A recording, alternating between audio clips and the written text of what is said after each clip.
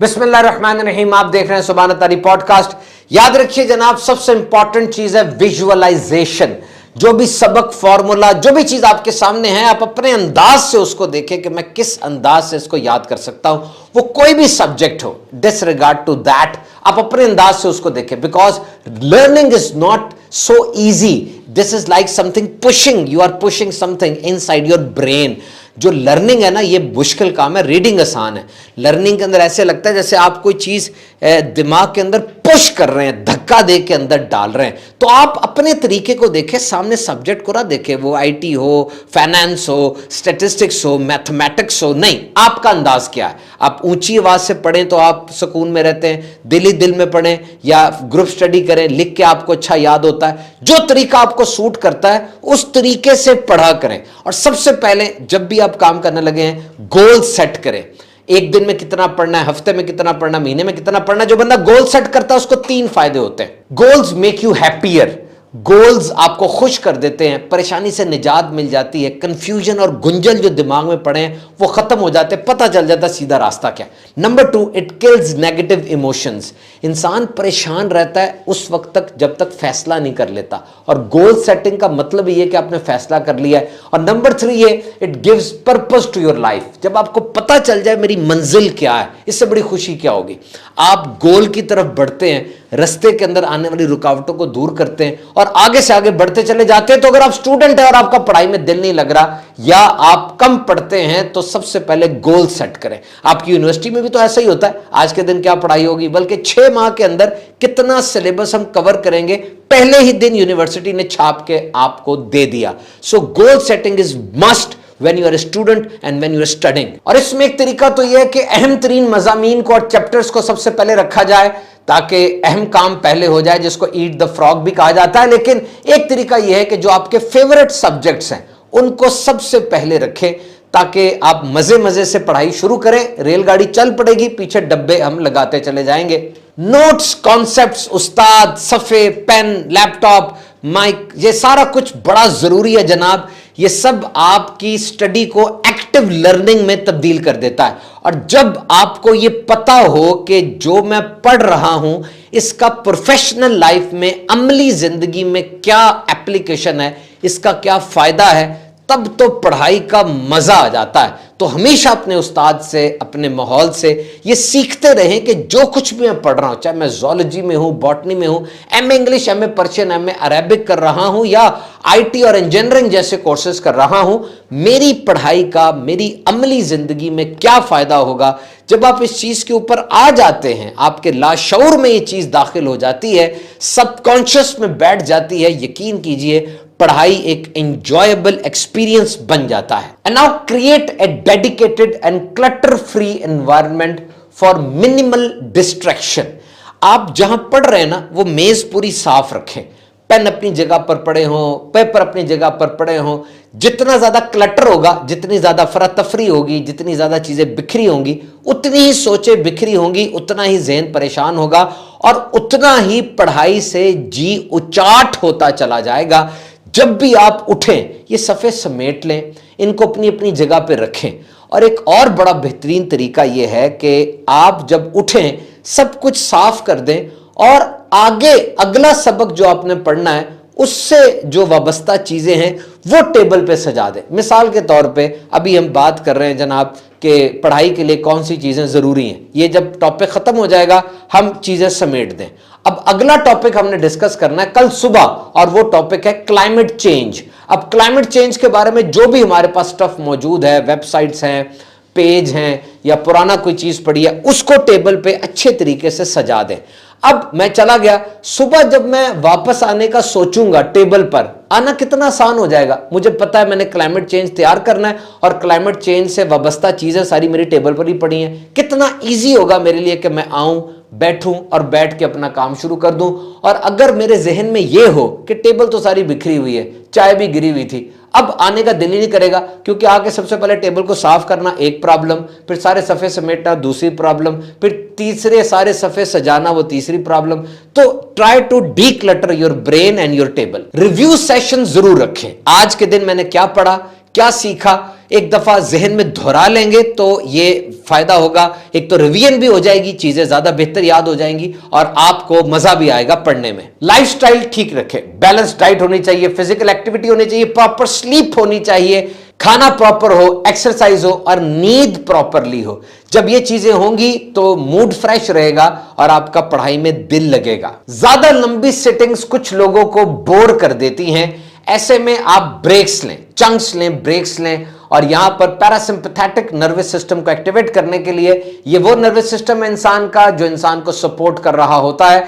जनाब ये बड़ा अहम है, जिस तरह सिंपैथेटिक नर्वस सिस्टम हमें एक्टिव कर रहा होता है, पैरासिम्पैथेटिक नर्वस सिस्टम हमें रेस्ट दे रहा होता है। ये राइम में अगर पढ़ा जाए तो रेस्ट एंड डाइजेस्ट और फीड एंड ब्रीड बनता है, यानी आपकी ब्लड सर्कुलेशन को स्लो कर देता है, हार्ट बीट को स्लो कर देता है और बीपी स्लो कर देता है। अब आप रेस्ट मोड में चले जाते हैं और आप ये कोशिश करते हैं कि रिलैक्स फील करें। तो पैरासिम्पैथेटिक नर्वस सिस्टम को एक्टिवेट करने का सबसे बेहतरीन तरीका डीप ब्रीदिंग है। आप जब इनहेल करते हैं सांस, नाक से सांस अंदर लेकर जाएं और जब बाहर निकालते हैं मुंह को थोड़ा गोल करके बाहर निकालें और अंदर सांस कम लेके जाना है, बाहर सांस ज्यादा निकालना है। ठंडे पानी के छींटे मुंह पे मार लें, गर्म पानी के गरारे कर लें, पैरासिम्पैथेटिक नर्वस सिस्टम एक्टिवेट हो जाएगा और इसका आपको बहुत फायदा होगा। बॉडी रिलैक्स रहेगी, पढ़ने का मजा आएगा। अपने वालिदैन, असातिज़ा, दोस्त वगैरह से फीडबैक जरूर लेते रहें। वो जब आपको फीडबैक देंगे, पॉजिटिव भी हो सकती है, नेगेटिव भी होगी, आप उसके लिए तैयार रहें और उस फीडबैक के मुताबिक अपनी स्टडी रूटीन को मैनेज करें। जो कुछ भी आप याद करें उससे फौरन अपने माजी से जोड़ लें, इसको एसोसिएशन कहते हैं। और ये डॉट्स जोड़ना होता है, ये बड़ा जरूरी है जनाब, it's very important. This is one of the functions of human brain, that जो भी आप याद करते हैं दिमाग फौरन उसको माजी की याददाश्त से जोड़ लेता है। इसको लर्न, अनलर्न और रीलर्न भी कहते हैं कि आप कुछ सीखते रहें, जो पहले सीखा था अब उसकी जरूरत नहीं रही उसको भुलाते भी रहें, और कुछ अरसे बाद आ जाता है कि यार फलां चीज सीखी थी, भूल गया था, फिर जरूरत पड़ गई है, उसको रीलर्न भी करें। ज्वाइन द डॉट्स, इसके लिए अटेंटिव रहें, अलर्ट रहें कि जो चीज आ रही है मैं उसको ले लूं और दिमाग में जो शेल्फ बने हुए हैं, किस शेल्फ में मैंने उसको एडजस्ट करके अंदर आराम से रख देना है। This is very important. Connect your current knowledge with your previous knowledge, this is important. अपने मौजूदा जो आज इल्म सीखा उसको पुराने इल्म से किस तरह जोड़ना है, ये बहुत इंपॉर्टेंट। बड़ी इंफॉर्मेशन और बड़े सबक को छोटे चंक्स में, छोटे टुकड़ों में तोड़ लें, इससे वो मुश्किल नहीं लगेगा, बहुत बड़ा पहाड़ नहीं बन जाएगा। आराम से उसको आप तय कर लेंगे, पढ़ लेंगे, समझ लेंगे, बाद में उसको दोहराना भी आसान हो जाता है। और अब अहम तरीन चीज है वो है रिपीटिशन एंड निमोनिक्स, यानी रिपीटिशन करें, बार बार उसको पढ़ें, रिव्यू करें, रिहर्सल करें। Repetition is not bad, repetition is good. Entire education system is based on repetition.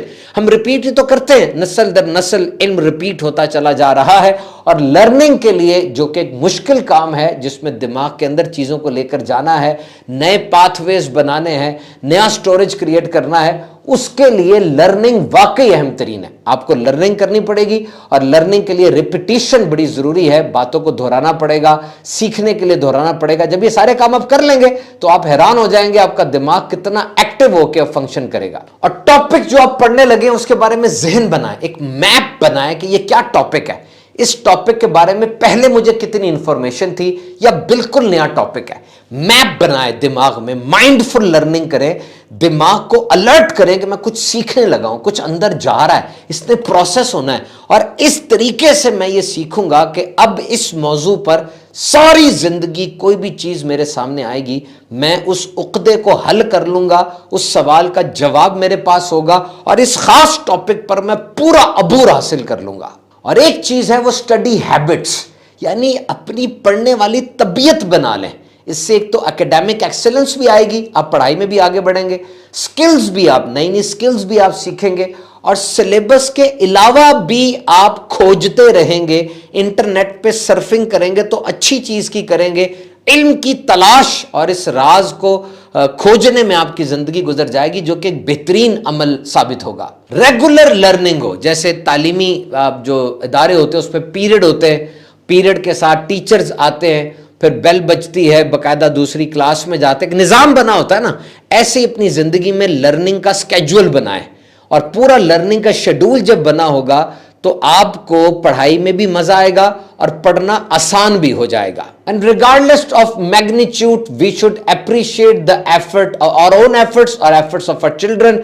جیسا بھی کام ہو اگر مکمل ہو گیا ہمیں حوصلہ افزائی ضرور کرنی چاہیے. بالخصوص بچے آ کر بتاتے ہیں توتلی سی زبان میں کہ جی آج میں نے نظم سیکھی, آج میں نے نعت شریف سیکھی, پھر ایک دو مصرے بولتے بھی ہیں. آپ کے نزدیک اتنی بڑی بات نہیں ہوگی لیکن اس کے نزدیک تو ماؤنٹ ایورسٹ سر ہو گیا جناب. آج بہت بڑا کام ہو گیا, آج کارنامہ ہے. اور کارنامے کی حوصلہ افزائی ہوتی ہے, اس کا انعام دیا جاتا ہے. کچھ فزیکل انعام دے دے یا الفاظ یا کوئی تھپکی دے دے, مسکراہٹ سے اس کو گریٹ کرے, اچھا بڑی بات ہے.